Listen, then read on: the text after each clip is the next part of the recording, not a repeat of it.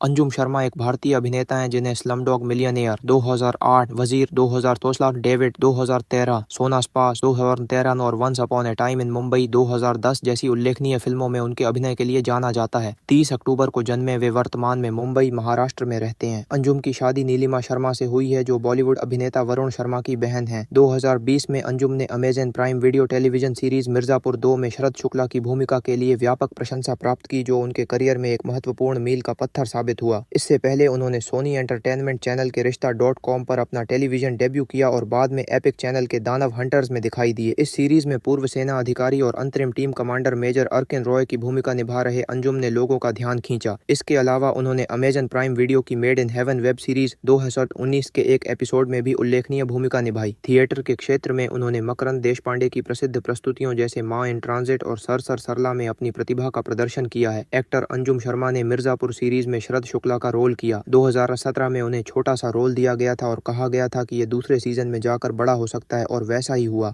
दूसरे में आधा और तीसरा सीजन तो शरद शुक्ला के ही नाम लिखा गया। आज अंजुम शर्मा के बारे में जानिए सैटरडे सुपरस्टार में कुछ दिलचस्प बातें। मिर्जापुर सीजन 3 में शरद शुक्ला ही छाए रहे और अंत में कालीन भैया से ऐसा इनाम मिला कि चौथे सीजन से पत्ता ही साफ हो गया। हम बात यहाँ शरद शुक्ला के किरदार में नजर आए अंजुम शर्मा की कर रहे हैं, जिन्होंने इस सीरीज के जरिए लोगों की नज़रों में अपनी पहचान बनाई है। आज सैटरडे सुपरस्टार में इनके बारे में ही बात करेंगे। अंजुम शर्मा का जन्म दिल्ली में हुआ है, लेकिन बचपन में ही ये मुंबई आ गए थे। इनके पिता बैंकर हैं और माम हाउसवाइफ हैं। जब छोटे थे तो ये कहानीकार बनना चाहते थे। वह फिल्मों में कुछ कहना चाहते थे, लेकिन अंदाज़ा नहीं था कि वह एक्टर बन जाएंगे।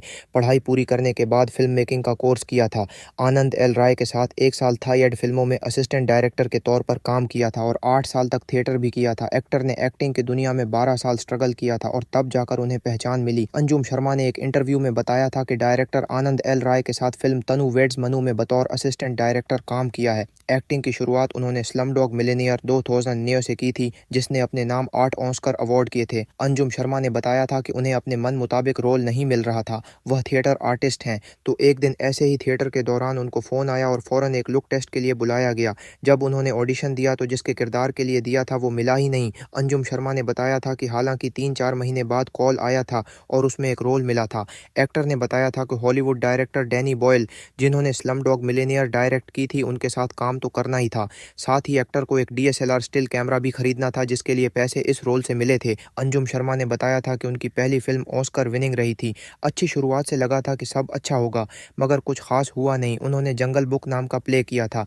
इसके पूरा होने के बाद गुरमीत सिंह का कॉल आया और उन्होंने एक रोल ऑफर किया। एक्टर ने एक पॉडकास्ट में बताया था कि उन्हें मुन्ना भैया का रोल पसंद आया था, इसी के लिए ऑडिशन भी दिया था। हालांकि जब उन्होंने देवेंदु शर्मा को उस किरदार में देखा तो कहा कि अगर वह सिलेक्ट हो जाते तो खुद ही रिजेक्ट कर देते, क्योंकि वह रोल उनके लिए नहीं बना था। अंजुम शर्मा ने बताया था कि कई बार ऐसा भी हुआ था कि वह स्टूडियो के बाहर अखबार बिछाकर सोया करते थे। काम के लिए वह दर दर भटका करते थे। उन्होंने 2010 में रिश्ता शो से टेलीविजन पर शुरुआत की और बाद में एपिक टीवी पर दानव हंटर्स 2014 में दिखाई दिए। अंजुम शर्मा ने कई नाटक में परफॉर्म किया है, जिसमें 2016 का नाटक मान इन ट्रांजिट मकरंद देशपांडे द्वारा लिखित और निर्देशित और सर सरला शामिल हैं। अंजुम शर्मा की ने David 2013, once upon a time in Mumbai 2010 और सोना स्पा 2013 जैसी फिल्मों में भी काम किया है। 2016 में उन्होंने बॉलीवुड सेलिब्रिटी फरहान अख्तर के साथ फिल्म वजीर में भी अभिनय किया है।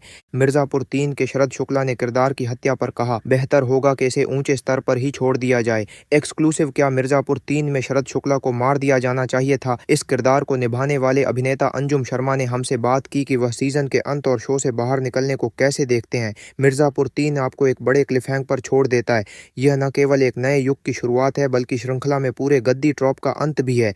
जैसे ही कालीन भैया शरद शुक्ला को गोली मारते हैं, वह उन्हें मिर्जापुर का आखिरी राजा घोषित करते हैं। लेकिन क्या यह सब जायज़ है? क्या शरद को ऐसे ही मर जाना चाहिए था? इंडिया टुडे .in के साथ एक साक्षात्कार में प्राइम वीडियो सीरीज में शरद शुक्ला की भूमिका निभाने वाले अभिनेता अंजुम शर्मा ने कथा में अपने चरित्र के महत्व के बारे में बात की और क्यों उनके चरित्र का आखिरकार खत्म होना जरूरी था। शरद अब तक तीनों सीजन का हिस्सा रहे हैं, लेकिन इस महीने की शुरुआत में प्रीमियर हुए मिर्जापुर 3 में हमें इस किरदार का वास्तविक उदय देखने को मिला। यह निश्चित रूप से एक उच्च है। उन्होंने एक ऐसी भूमिका निभाने के बारे में कहा जो धीरे धीरे मिर्जापुर ब्रह्मांड में अपनी जगह बना रही है। मुझे अपने किरदार के अंत के बारे में पता था। मुझे पता था कि शरद को इसी तरह से बाहर निकलना था और मुझे लगता है कि यह पूरी तरह से उचित है। मिर्जापुर अपने नाटक और जिस तरह से आपको चौंकाता है उसके लिए जाना जाता है। जिस तरह से इस किरदार को विकसित किया गया वह एक क्लासिक अंत था। उन्होंने कहा, शरद शुक्ला को सीरीज में एक अंडरडॉग की तरह तैयार किया गया है। सीजन 3 में उन्हें राजा घोषित किया जाता है, लेकिन कुछ सेकंड बाद ही कालीन भैया द्वारा उनकी हत्या कर दी जाती है। जब उनसे पूछा गया कि क्या किसी किरदार को नशे में धुत होने पर मार देना अनुचित नहीं है, तो अंजुम ने कहा, मुझे नहीं लगता कि यह अनुचित था। यह सीजन 3 का सबसे बड़ा नाटकीय हिस्सा था। देखिए, मुझे पता था कि ऐसा होने वाला है, लेकिन हमारा लक्ष्य दर्शकों को उसके लिए बुरा महसूस कराना था। जब ऐसा हुआ, शरद की मौत, उन्होंने कहा, जिस तरह से इस किरदार को अंडरडॉग से मिर्जापुर का राजा बनने के लिए विकसित किया गया है, वो एक क्लासिकल आर्केटाइप फॉर्मेट का अनुसरण करता है। यदि आप लेखन का कोई भी क्लासिकल पीस देखेंगे तो आपको एक निश्चित तरीका मिलेगा कि किस तरह से किरदार को पेश किया गया है। इसमें इमोशन, ड्रामा, रोमांस, राजनीति है और इस किरदार का पूरा ग्राफ बहुत ही शानदार है। ये सही समय पर पैसा गिराने जैसा है।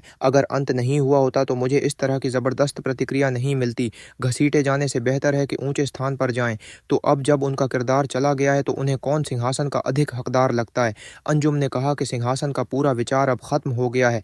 सबसे मजबूत किरदार को छीन लिया गया है। मिर्जापुर में इस समय हर कोई बहुत कमजोर है। अब शायद कोई गद्दी ना बचे। आपको देखना होगा कि शरद को इस राजा के रूप में विकसित किया गया था और अब जब वह चला गया है तो यह एक युग का अंत है। अब आगे क्या? यह स्पष्ट है कि कालीन भैया को अब गद्दी नहीं चाहिए। मेरे किरदार के साथ पूरा गद्दी का खेल खत्म हो गया है, उन्होंने कहा। अंजुम के लिए मिर्जापुर ने उन्हें बेमिसाल सफलता दिलाई है। यह उनके लिए वर्षों में सबसे अधिक अभिभूत करने वाला अनुभव है और निश्चित रूप से स्क्रीन पर उनके प्रदर्शन के लिए यह पहली बार है। दिल्ली में जन्मे और पले बड़े वह कुछ साल पहले अपने कॉलेज के दिनों में अपने परिवार के साथ मुंबई आए और उनके लिए सब कुछ ठीक होने लगा। उन्होंने कहा कि वह हमेशा एक अभिनेता बनना चाहते थे और उन्होंने बहुत पहले ही अपना रास्ता तय कर लिया था। उन्होंने बताया, मैंने सिनेमा का अध्ययन किया, मैंने कई फिल्मों में काम किया। Slumdog Millionaire 2008, once upon a time in Mumbai 2010। मैंने एक समय में एक कदम उठाया। मैं बहुत ही बैकग्राउंड में भूमिकाएं करता था।